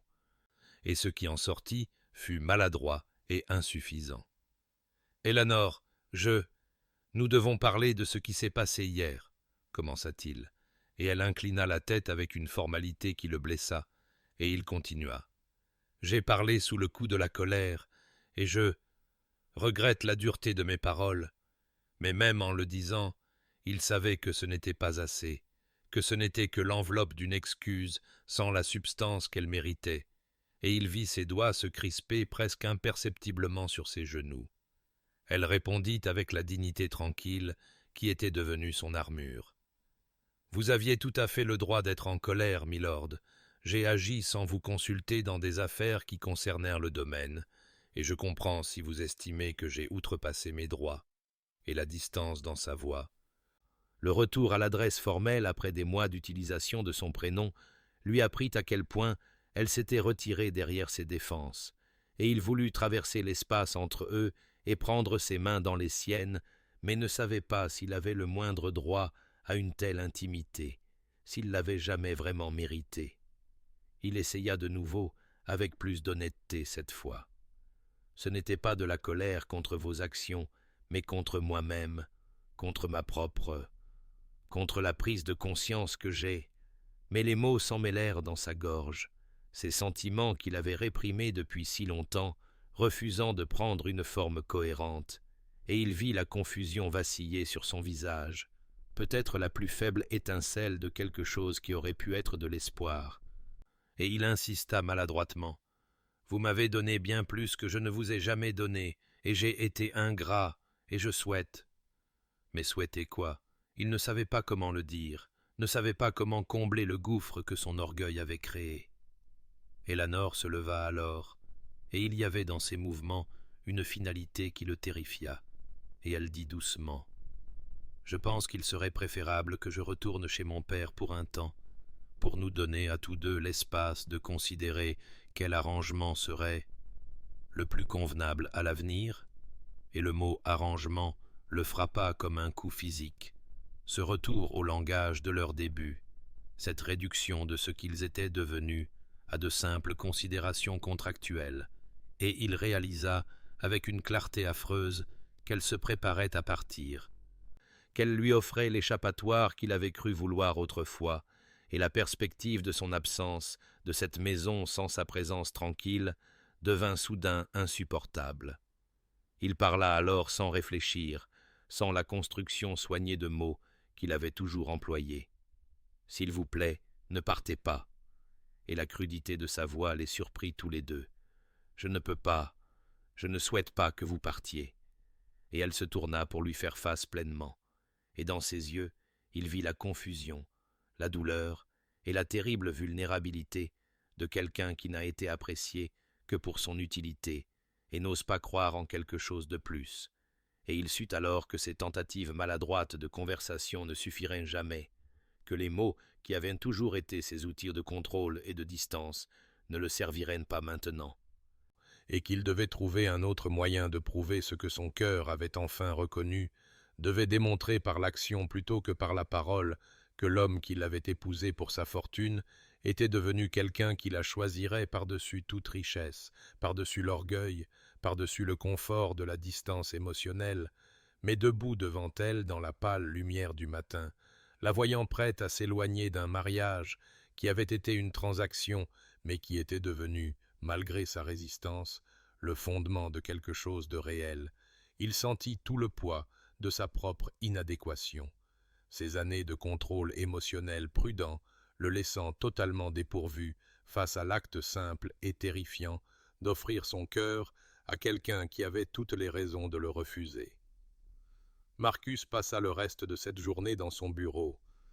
n'essayant pas d'engager une nouvelle conversation, mais se livrant plutôt à une correspondance qui lui coûta plus que n'importe quelle transaction financière ne l'avait jamais fait, écrivant d'abord à son notaire avec des instructions qui durent paraître incompréhensibles à cet homme pratique, puis au père d'Éléanore avec des mots qui l'obligèrent à se dépouiller de tout vestige d'orgueil qu'il avait passé une vie à cultiver, et enfin rédigeant un document qui représentait l'inversion complète de tout ce sur quoi leur mariage avait été fondé, et alors que la lumière de l'après-midi s'estompait et que sa main se crispait d'avoir tant écrit, il regarda ce qu'il avait créé et ressentit la terreur d'un homme au bord d'un abîme, sans certitude de ce qui se trouvait en dessous. Seulement, la connaissance que rester où il était n'était plus possible. Le lendemain matin, il demanda la présence d'Éléanore dans la bibliothèque, cette pièce qui avait été le témoin de leur première vraie conversation et qui semblait en quelque sorte appropriée pour ce qu'il devait maintenant faire. Et quand elle entra d'un pas prudent et avec des yeux méfiants, il lui désigna le fauteuil en face de son bureau avec une formalité qui démentait le tremblement de ses mains, et elle s'assit avec le calme qu'elle portait comme une armure, attendant qu'il parle, s'attendant peut-être à un renvoi ou à une nouvelle froideur, certainement pas préparée à ce qu'il s'apprêtait à offrir. Il fit glisser le document sur le bureau vers elle, sa voix ferme bien que son cœur martelât contre ses côtes. « J'ai préparé ceci pour que vous le lisiez, Éléanore. Cela concerne les termes de notre mariage et votre liberté de déterminer votre propre avenir. » Et il la regarda déplier les pages avec des mains qui tremblaient légèrement, vit ses yeux parcourir le langage juridique que son notaire avait rédigé à contre-cœur, des termes qui lui offraient une libération complète de leur mariage si elle le désirait, la restitution de toute sa dot à son contrôle personnel, et un règlement qui pourvoirait à ses besoins de manière indépendante pour le reste de sa vie, tout cela juridiquement contraignant, et ne nécessitant rien d'elle que sa signature si elle choisissait d'accepter. Elle lut en silence, tandis qu'il était assis en face d'elle, se forçant à ne pas détourner le regard, à ne pas se réfugier dans la distance émotionnelle qui avait toujours été son refuge. Et il vit la couleur se drainer de son visage alors qu'elle comprenait ce qu'elle tenait, cette offre de liberté absolue qui ne venait avec aucune condition, aucune exigence, aucune obligation. Et quand elle leva enfin les yeux vers lui, ses yeux contenaient de la confusion et quelque chose qui aurait pu être de la peur, et elle dit d'une voix à peine plus haute qu'un murmure : « Je ne comprends pas, Marcus. Vous proposez de dissoudre entièrement notre mariage ?» Il se pencha alors en avant, abandonnant la sécurité de son bureau, et parla avec une honnêteté brute qui lui donna l'impression de s'ouvrir la poitrine. « Je vous offre un choix, Éléanore, le choix que vous n'avez jamais eu quand votre père et moi avons arrangé ce mariage entre nous. Je vous dis que vous êtes libre de partir. Libre de prendre votre fortune et de construire la vie que vous souhaitez sans le fardeau d'un mari qui vous a épousé pour de l'argent et ne vous a donné que de la froideur en retour. Et je ne le contesterai pas, je ne me mettrai pas en travers de votre chemin. Je m'assurerai que la société sache que la faute était entièrement mienne, afin qu'aucune ombre ne tombe sur votre réputation. » Elle le fixa, comme s'il avait parlé dans une langue étrangère, le document tremblant dans ses mains, et il continua avant que son courage ne l'abandonne. « Mais je veux que vous sachiez quelque chose avant de décider. J'ai besoin que vous compreniez que l'homme qui vous a épousé pour votre dot n'existe plus, que quelque part dans ces mois à vivre sous le même toit, à vous regarder restaurer ce que j'avais laissé mourir, à parler avec vous dans cette bibliothèque et à marcher avec vous dans les jardins que vous avez ramenés à la vie, je suis devenu quelqu'un que je ne reconnaissais pas, quelqu'un qui apprécie votre présence plus que n'importe quelle fortune, votre conversation plus que n'importe quel statut social, votre sourire plus que la restauration de la gloire passée de ma famille. » Il vit des larmes se former dans ses yeux, et ne sut pas si elles signifiaient l'espoir ou le chagrin, mais il avait commencé cette terrible et nécessaire confession, et ne pouvait plus s'arrêter. « Je n'ai aucun droit de vous demander quoi que ce soit, Éléanore, je le sais. J'ai été froid quand vous méritiez de la chaleur, fier quand vous offriez de la gentillesse, distant quand vous essayiez de combler l'espace entre nous. Mais si vous choisissez de rester, si vous choisissez de demeurer dans ce mariage, sachez que ce ne serait pas par obligation ou par arrangement, ce serait parce que je vous choisis, parce que je vous choisirai sans rien, parce que la fortune dont j'ai vraiment besoin n'est pas celle qui a sauvé mon domaine, mais celle qui vit tranquillement dans ma maison, jouant du piano quand elle pense que personne n'écoute, lisant de la philosophie dans la bibliothèque, faisant d'un monument au passé un véritable foyer. » Il tendit la main sur le bureau, ne touchant pas tout à fait la sienne, mais assez près pour qu'elle puisse sentir l'intention. « Vous m'avez donné la liberté en supprimant la raison de notre mariage, et maintenant je vous donne la liberté en vous offrant de vous en libérer entièrement. Et quoi que vous choisissiez, Éléanore, sachez que vous m'avez déjà donné bien plus que je ne vous ai jamais donné. Vous m'avez rendu ma vie, ma maison, ma capacité à ressentir autre chose que l'orgueil et le devoir. Et pour cela, je vous serai éternellement reconnaissant, que vous restiez ou que vous partiez. » Éléanore était assise, le document tremblant entre ses mains, et le silence qui emplit la bibliothèque était si profond que Marcus pouvait entendre le tic-tac de l'horloge de parquet dans le coin, chaque seconde une éternité, alors qu'il attendait sa réponse, qu'il observait les émotions vaciller sur son visage trop rapidement pour qu'il puisse les déchiffrer, et il réalisa, avec une clarté terrible, qu'il avait placé tout son avenir entre ses mains, qu'il lui avait donné le pouvoir de s'éloigner de lui pour toujours. Et la peur de cette possibilité ne ressemblait à rien de ce qu'il avait jamais connu, bien plus dévastatrice que la perspective de perdre son domaine ou le nom de sa famille, car ce n'étaient que des choses, alors qu'elle était devenue essentielle à son existence, même d'une manière qu'il commençait seulement à comprendre. Elle leva les yeux des pages, et ses yeux brillaient de larmes non versées, et quand elle parla, sa voix était à peine audible. « Vous me laisseriez vraiment partir ?» Et il y avait dans sa question non pas du triomphe, mais quelque chose qui ressemblait presque à du chagrin, et il répondit avec une honnêteté absolue. « Je le ferai, bien que cela me détruirait, parce que vous maintenir lié à un mariage que vous avez contracté contre votre gré me détruirait plus lentement, mais tout aussi sûrement. Et je vous aime trop pour vous emprisonner dans une cage d'obligations et de contrats juridiques. » Le mot amour flottait entre eux, prononcé à voix haute pour la première fois, et il vit son souffle se couper, vit ses doigts se crisper sur le document, jusqu'à ce que le papier se froisse légèrement, et elle demanda dans un murmure qui tremblait « Vous m'aimez ?» Et il hocha la tête, incapable de parler pendant un moment, puis retrouva sa voix. « Je vous aime, Eleanor. J'aime votre gentillesse et votre intelligence, votre force tranquille, et la façon dont vous voyez la beauté, là où je ne voyais que la décrépitude. J'aime les jardins que vous avez restaurés, et la musique que vous jouez, et la façon dont vous parlez aux domestiques comme s'ils comptaient. J'aime qui je deviens grâce à vous. Et je suis terrifié d'avoir réalisé cela trop tard, que ma froideur et mon orgueil vous aient déjà trop éloigné. » Elle posa le document sur le bureau avec un soin délibéré, et le cœur de Marcus se serra, certain qu'elle préparait son départ, se préparait à exercer la liberté qu'il lui avait donnée.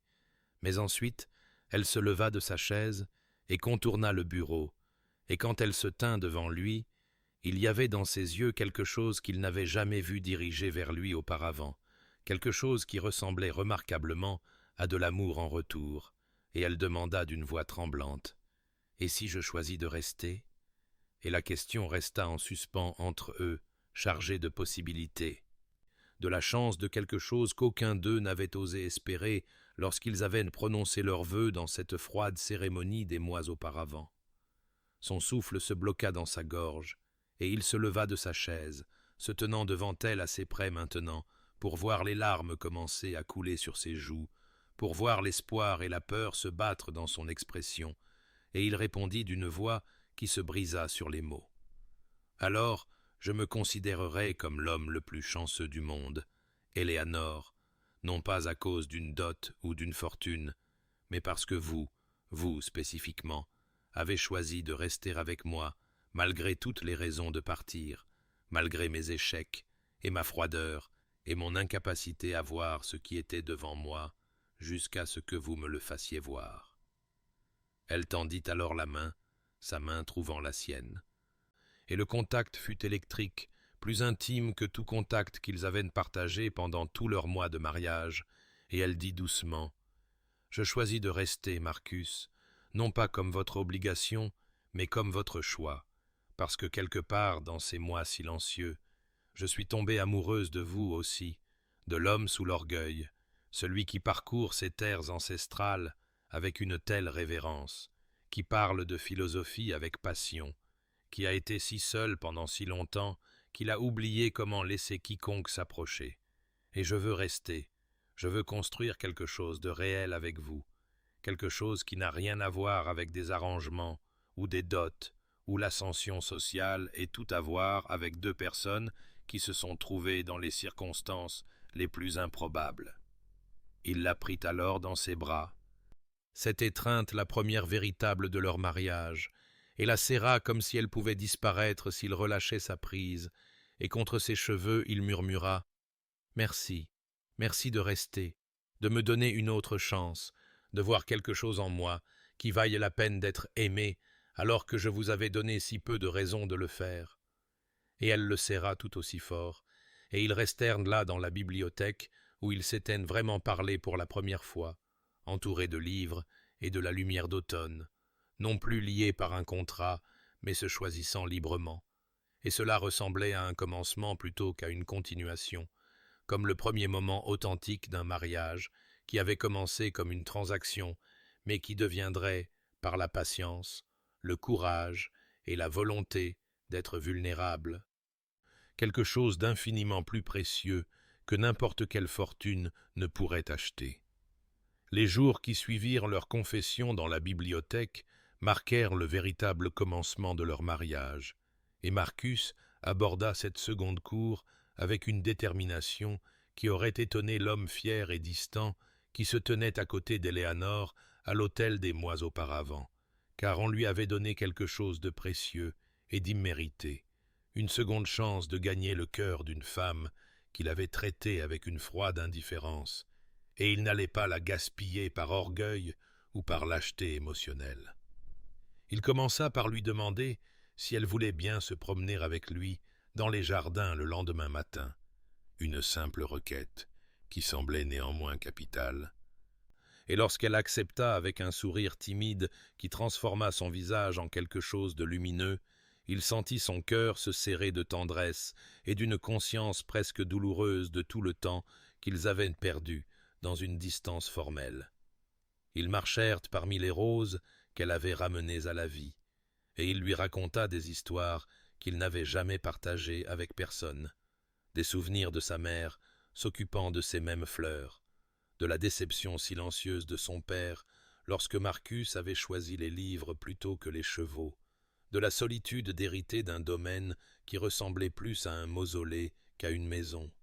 Et Éléanore écoutait avec ses yeux perspicaces qui voyaient au-delà de ses mots le garçon vulnérable qui se cachait encore sous la façade aristocratique, et elle partagea ses propres histoires en retour. Des récits d'une enfance passée dans les comptoirs de son père, ne se sentant ni tout à fait de la classe marchande, ni acceptée par la société que la richesse de son père pourrait acheter, de livres lus en secret parce que les jeunes dames n'étaient pas censées se préoccuper de philosophie, de rêves qu'elle avait mis de côté parce qu'il semblait impossible pour quelqu'un de sa condition. Il passait des heures en conversation maintenant, dans la bibliothèque, les jardins et le salon de musique où elle jouait pendant qu'il s'asseyait et écoutait avec une appréciation ouverte, ne prétendant plus être ailleurs, ne cachant plus sa présence derrière la porte, et il lui demanda de lui enseigner les morceaux qu'elle aimait le plus, et bien que ses doigts fussent maladroits sur les touches, elle les guidait avec une patience et un rire qui remplissaient la vieille maison d'une chaleur qu'elle n'avait pas connue depuis des décennies. Il lui apporta de petits cadeaux, rien d'extravagant, mais choisi avec soin, une première édition d'un texte de philosophie qu'elle avait mentionné admirer, des fleurs sauvages cueillies dans la prairie, au-delà des jardins à la française, un châle d'un bleu profond, parce qu'il l'avait remarqué frissonnant un soir, et elle recevait chaque offrande avec un plaisir qui semblait disproportionné par rapport à leur modeste valeur, et il comprit qu'elle les chérissait précisément parce qu'ils représentaient la pensée et l'attention plutôt que l'obligation achetée. Un après-midi dans la bibliothèque, entouré des livres qui avaient été témoins à la fois de leur première vraie conversation et de leur confession d'amour, Marcus prit la main d'Éléanore avec une tendresse qui semblait encore nouvelle et légèrement effrayante dans sa vulnérabilité, et elle se tourna vers lui avec une question dans les yeux, et il l'attira plus près, demandant de son regard une permission qu'elle accorda d'un très léger hochement de tête, et il l'embrassa pour la première fois comme un homme embrasse la femme qu'il aime plutôt qu'un mari accomplissant son devoir conjugal, et le baiser fut doux et sans hâte, ayant le goût du thé et des promesses, et quand ils se séparèrent, les yeux d'Éléanore brillaient de larmes et d'émerveillement, et Marcus posa son front contre le sien et murmura « J'apprends à vous aimer comme il se doit, Éléanore. J'apprends à vous voir, à vous apprécier et à vous chérir comme j'aurais dû le faire depuis le début. » Et elle répondit d'une voix étranglée par l'émotion. « Et j'apprends que le noble fier que j'ai épousé cachait un homme d'une douceur inattendue, et j'aime les deux versions de vous, celle que vous montrez au monde et celle que vous êtes assez courageux pour me montrer. » Ils commencèrent à dîner ensemble chaque soir, non par obligation, mais par désir sincère de la compagnie de l'autre, et les domestiques, qui avaient autrefois chuchoté sur l'étrange froideur du jeune maître et de sa fiancée, souriaient maintenant de les voir rire pendant le dîner, d'entendre leur voix s'élever du salon de musique, d'observer la façon dont la main de Marcus trouvait celle d'Éléanore lorsqu'il se promenait, la façon dont elle le regardait avec une affection si ouverte, et la maison elle-même semblait répondre à cette transformation, devenant un foyer plutôt qu'un simple monument ancestral. Des mois avaient passé depuis ce moment transformateur dans la bibliothèque, et le domaine d'Ashworth avait subi une métamorphose qui allait bien au-delà des réparations physiques que la dot d'Éléanore avait financées, car la véritable restauration était celle de l'esprit et du but,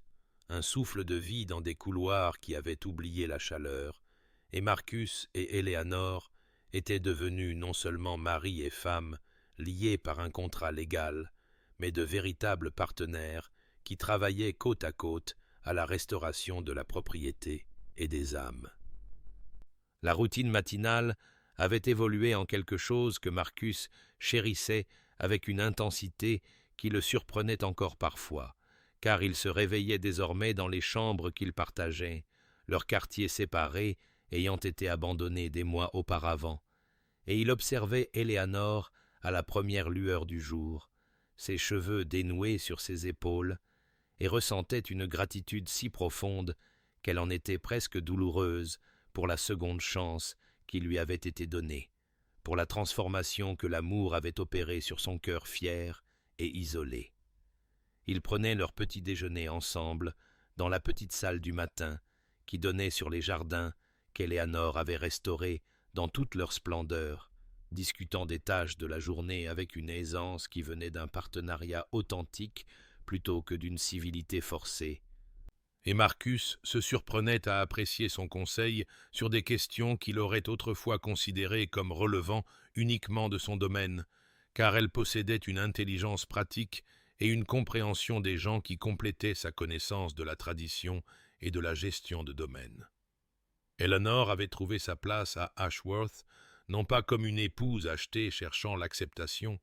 mais comme une force de révolution douce, transformant la relation entre le manoir et son personnel par une gentillesse qui n'était jamais condescendante, par un intérêt sincère pour leur vie et leur bien-être. Et les domestiques, qui avaient autrefois chuchoté sur le jeune maître froid et sa fiancée non désirée, parlaient maintenant avec affection de la façon dont la maison avait repris vie. Comment le rire résonnait dans des couloirs qui n'avaient connu que le silence, comment on pouvait voir le maître et la maîtresse se promener main dans la main sur les terres comme de jeunes amants plutôt que comme des partenaires contractuels. Les changements physiques du domaine reflétaient la transformation émotionnelle à l'intérieur de ces murs, car là où il y avait eu décrépitude, il y avait maintenant une restauration soignée. Là où les jardins étaient retournés à l'état sauvage, il y avait maintenant une beauté cultivée qui honorait le passé tout en embrassant une nouvelle croissance. Et Marcus comprit que chaque amélioration qu'ils faisaient ensemble était une métaphore de ce qu'ils avaient accompli en eux-mêmes et entre eux. Le travail patient de reconstruction de quelque chose de précieux à partir de fondations qui avaient failli s'effondrer. Lorsque l'automne arriva de nouveau, marquant une année complète depuis leur mariage, la noblesse locale organisa une fête des récoltes dans un domaine voisin, et Marcus et Éléanore y assistèrent ensemble. Et alors qu'ils entraient dans la salle de bal,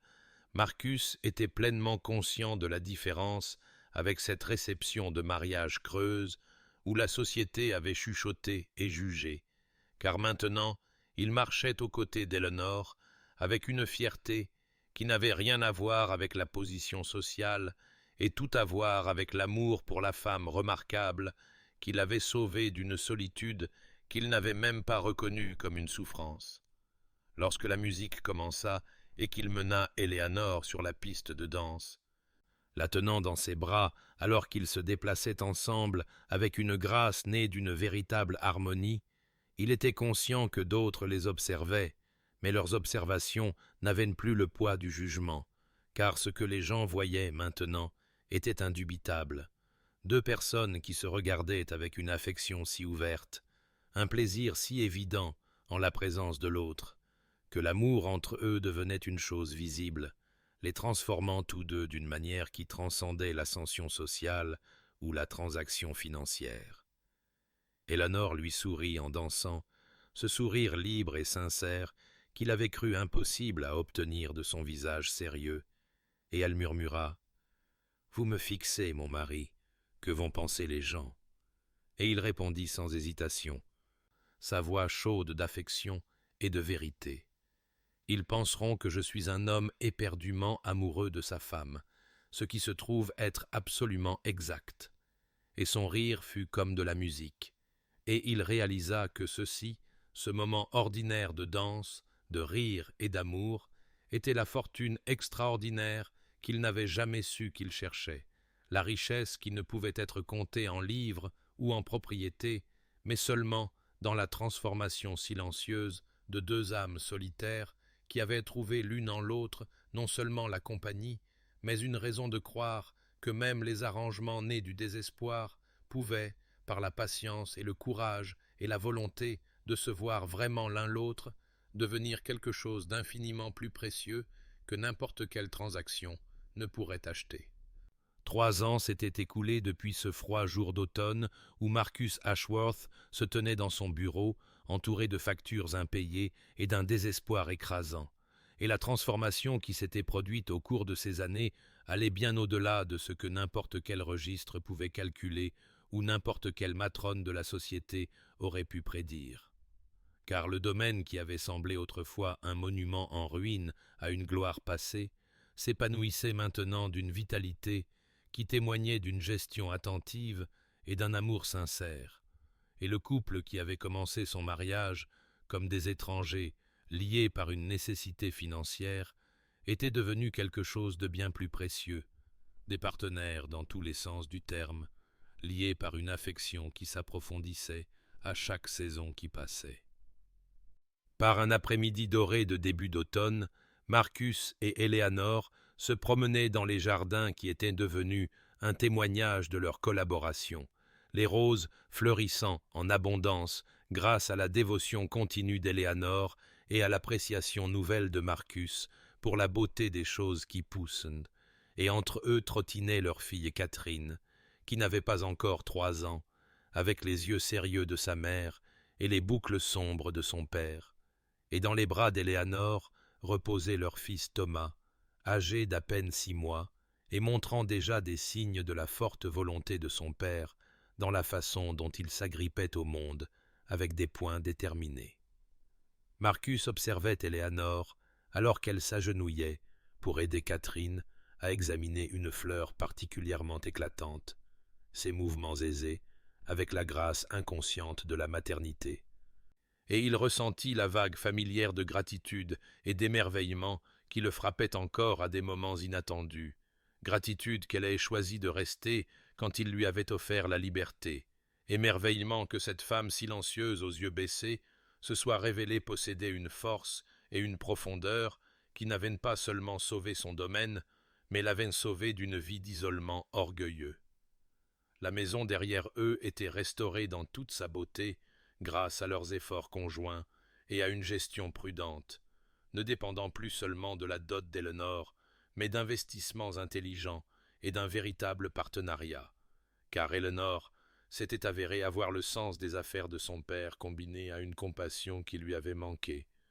Et elle avait guidé Marcus pour transformer le domaine d'un gouffre financier en une entreprise productive qui honorait la tradition tout en adoptant l'innovation pratique. Et ensemble, ils avaient créé quelque chose de durable non pas par la seule richesse,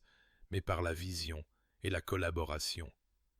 Catherine cria de joie alors qu'un papillon se posait près d'elle, et Marcus la prit dans ses bras, la faisant tourner jusqu'à ce qu'elle pousse des cris de rire, et Eleanor les regardait avec un sourire qui transformait son visage, non plus l'expression hésitante d'une femme incertaine de son accueil, mais le sourire libre et joyeux de quelqu'un qui se savait aimer. Et quand Marcus croisa son regard par-dessus la tête de leur fille, le regard qui passa entre eux portait le poids de 3 années de tendresse accumulée. D'innombrables petits moments où ils s'étaient choisis, où ils avaient construit quelque chose de réel à partir des cendres de ce qui n'avait été au départ qu'un arrangement mercenaire. Ils étaient devenus des habitués des réunions de la société locale, non plus la source de spéculations chuchotées sur les filles de marchands achetant des titres, mais plutôt admirés comme un couple dont l'affection sincère était évidente dans chaque interaction, dont le partenariat s'étendait au-delà de la salle de bal à la gestion pratique d'un domaine prospère, dont les enfants étaient élevés avec à la fois un héritage aristocratique et les valeurs de gentillesse et de travail qu'Eleanor avait apportées de son milieu marchand. Et Marcus découvrit qu'il ne se souciait nullement de ce que la société pensait tant qu'Eleanor lui souriait à travers la table du dîner, tant que leurs enfants grandissaient en bonne santé et aimés, tant qu'il se réveillait chaque matin à côté de la femme qui lui avait appris que la fortune se présentait sous des formes qu'il n'avait jamais imaginées en ces jours désespérés, où il avait accepté d'épouser une étrangère pour sa dot. Alors que le soleil commençait à se coucher, peignant les jardins de nuances d'ambre et d'or, Marcus rassembla sa famille près de lui, Éléanore appuyée contre son épaule, avec Thomas somnolent dans ses bras, Catherine bavardant sur le papillon et les fleurs, et demandant s'il pouvait en cueillir pour sa chambre. Et dans ce simple moment de paix domestique, Marcus comprit avec une clarté parfaite qu'il avait trouvé la fortune qu'il n'avait jamais su chercher, non pas dans la dot d'Éléanore ou la restauration de son domaine, mais dans la transformation de deux âmes solitaires qui avaient été assez courageuses pour voir au-delà de l'orgueil, de la peur et de la transaction financière, pour découvrir que l'amour, lorsqu'il est donné librement et reçu avec gratitude, était la seule richesse qui comptait vraiment, le seul héritage qui valait la peine d'être transmis aux enfants, qui porteraient non seulement le nom d'Ashworth, mais aussi l'héritage de ce que leurs parents avaient construit ensemble par la patience, le courage et la volonté de recommencer. Le soir descendit sur le domaine d'Ashworth avec la douce grâce du crépuscule d'automne, peignant le ciel de nuances de lavande et d'or. Et alors que Marcus et Éléanore se tenaient ensemble sur la terrasse, regardant leurs enfants jouer dans les jardins en contrebas, Catherine chassant les lucioles, tandis que Thomas faisait ses premiers pas incertains sur la pelouse, sous l'œil vigilant d'une gouvernante, il y avait une qualité de paix dans ce moment qui semblait presque sacré, une quiétude qui parlait de voyages achevés et de transformations pleinement réalisées. Et Marcus réfléchit au chemin parcouru depuis ce jour désespéré où il avait accepté d'épouser une étrangère pour sa fortune, comment l'homme qui n'avait vu en Éléanore rien de plus qu'une transaction avait été transformé en quelqu'un qui comprenait que la plus grande richesse se tenait à ses côtés. Lui tenant la main, alors qu'ils regardaient la vie qu'ils avaient construite ensemble se dérouler devant eux dans le rire de leurs enfants, la beauté des jardins restaurés et un foyer réchauffé par l'amour plutôt que par l'obligation. Cher auditeur, peut-être avez-vous entendu cette histoire et reconnu quelque chose de vos propres luttes en elle, car qui parmi nous n'a pas, à un moment ou à un autre, regardé la vie à travers le prisme étroit de la nécessité, ne voyant que ce que nous pensons avoir besoin, plutôt que ce que nous pourrions découvrir si nous ouvrions nos cœurs à la possibilité. Et le voyage de Marcus et Éléanore nous rappelle que l'amour ne peut être acheté, arrangé ou forcé par des contrats et des dots. Mais il peut être découvert dans les endroits les plus inattendus, si nous sommes assez courageux pour regarder au-delà de notre orgueil et de notre peur, et voir vraiment la personne qui se tient devant nous. La leçon que leur histoire enseigne n'est pas que les mariages arrangés mènent au bonheur,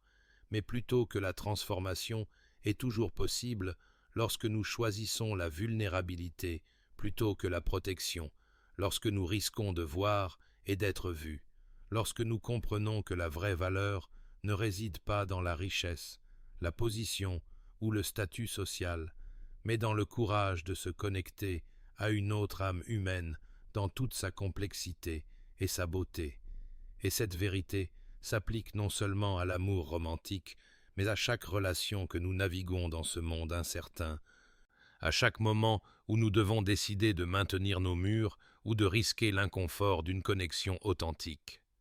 Considérez combien de fois nous commettons l'erreur de Marcus, voyant les gens comme des fonctions plutôt que comme des êtres pleinement réalisés, comme des solutions à nos problèmes, plutôt que comme des individus dignes de notre attention et de nos soins. Et considérez aussi combien de fois nous sommes comme Éléanore, tranquillement présents dans des situations où nous ne sommes pas vraiment appréciés, espérant que la patience et la gentillesse finiront par être reconnues, et le courage qu'il faut pour exiger plus, pour insister, pour être choisi librement, plutôt qu'accepter à contre-cœur, pour risquer de perdre le peu que nous avons dans l'espoir de trouver quelque chose de réel. Leur histoire nous rappelle que l'orgueil et la peur sont les ennemis de l'amour, que les suppositions nous aveuglent à ce qui est devant nous,